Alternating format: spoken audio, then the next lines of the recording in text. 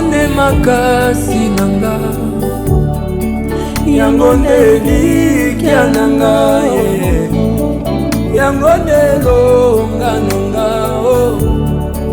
yango nde esengo pepoli nanga Yesu.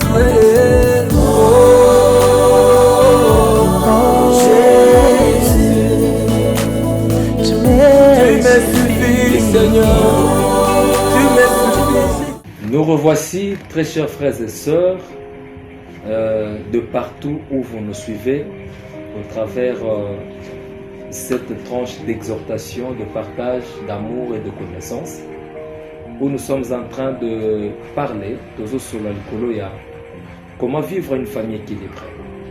Nous savons que ce n'est pas facile de vivre une famille équilibrée parce que nous entendons partout parce qu'il a échoué, il pense qu'il n'y a pas d'espoir de vivre.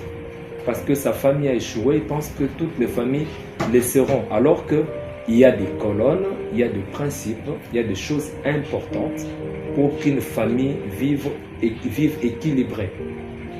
Dans notre tranche d'aujourd'hui, à part la première colonne qu'on avait déjà évoquée autrefois, qui sur la présence de Dieu.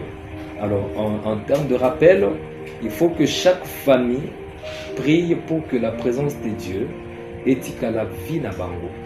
Que la présence de Dieu est na mode de vie na bango. Même quand le papa part au travail, même quand la maman part au travail ou reste à la maison, il faut que chacun développe le sentiment de garder la présence de Dieu, de vivre la présence de Dieu, de sentir la présence de Dieu. Et cela doit être inclus dans les enfants. Même s'ils sont à l'école, un jour à l'université, dans leur mariage, il faut apprendre aux enfants à garder la présence de Dieu. Parce que, on avait dit, la toute première famille, où Ezala qui combattue et détruite, c'était la famille d'Adam et de Ève. Et cette famille a été combattue par le diable, pas pour avoir cédé, ou soit pour avoir accepté la proposition du diable, où même qui bango la désobéissance. Et là où il y a la désobéissance, la présence de Dieu part. Et la Bible dit tous ont péché et sont privés de la gloire de Dieu.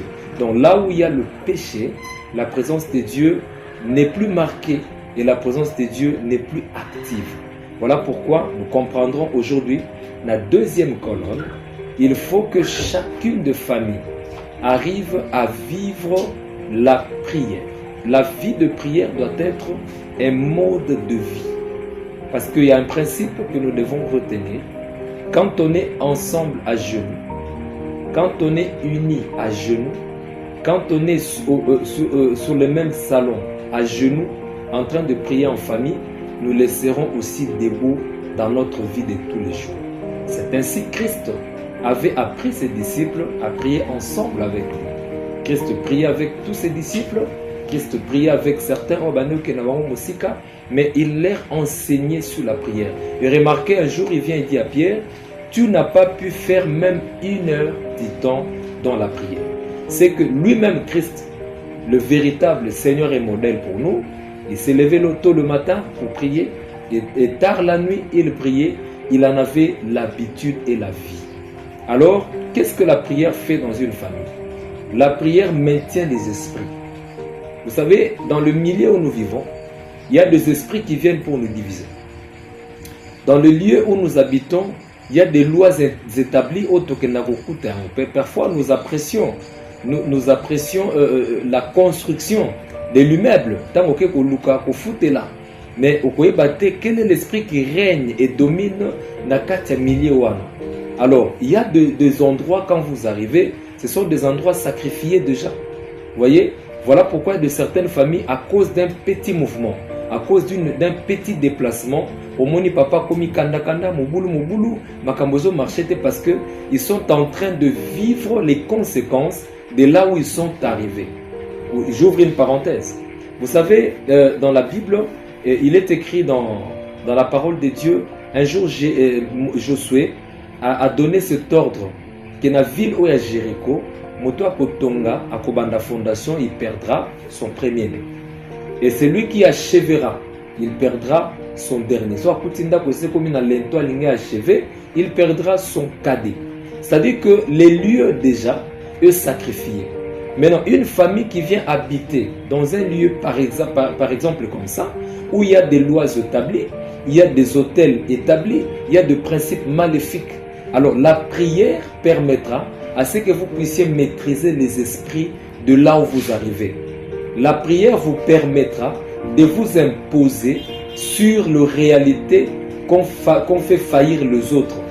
Il y a des endroits, quand vous arrivez, c'est un endroit désert. C'est-à-dire quand vous y entrez, tout devient sec. Parce que il y a des endroits, quand vous y arrivez, c'est un lieu prison. C'est un endroit prison. C'est-à-dire que tout devient emprisonné. Le travail, les salaires, la santé.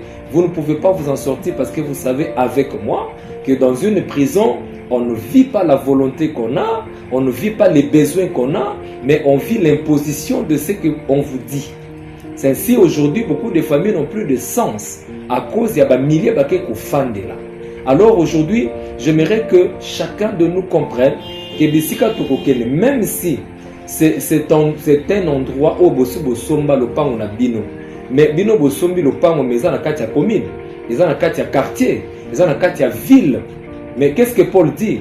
Nous n'avons pas à lutter contre la chair et le sang, mais nous avons à lutter contre les principautés, les esprits impurs dans le lieu céleste, les autorités. Or, il était en train de détailler que partout, comme il y a des démons régionaux, il y a des esprits qui règnent dans les milliers, dans les villes, auxquels quand vous arrivez, vous devez prier pour vous maintenir et que votre famille soit maintenue dans l'esprit. Écoutez, avant de chuter pour entrer dans une autre colonne, la Bible dit dans Lévitique que tout lieu que vous aurez pour possession, vous établirez le droit de rachat. Pourquoi il faut établir le droit de rachat? Alors que déjà, Tosombi le pan on a biso, Tosu déjà Mabélé na biso, mais nous devons établir encore le droit de rachat. Parce qu'avant nous, il pouvait y avoir des choses imposées, faites. Vous voyez, au Essengeli, quand nous arrivons, nous devons imposer notre rythme de vie. C'est ainsi la deuxième colonne que nous devons développer dans chacune de nos familles sur la vie de prière. Cher papa, chère maman, la prière, on ne la laisse pas aux enfants. Chère maman, on ne laisse pas la prière au papa. Ainsi, papa, on ne laisse pas la prière aux mamans. Comme j'entends certains papas qui disent à leur femme que non, Sambela, non, c'est vous le responsable, c'est vous le numéro 1, c'est vous la tête de la maison. Vous devez ensemble prier avec les enfants. Vous devez initier la vie de prière de tout le temps, de tous les jours. Chaque soir, chaque nuit, rassemblez-vous dans la prière. Vous savez, ce sont des principes. Quand vous y introduisez la katia bana, bongo.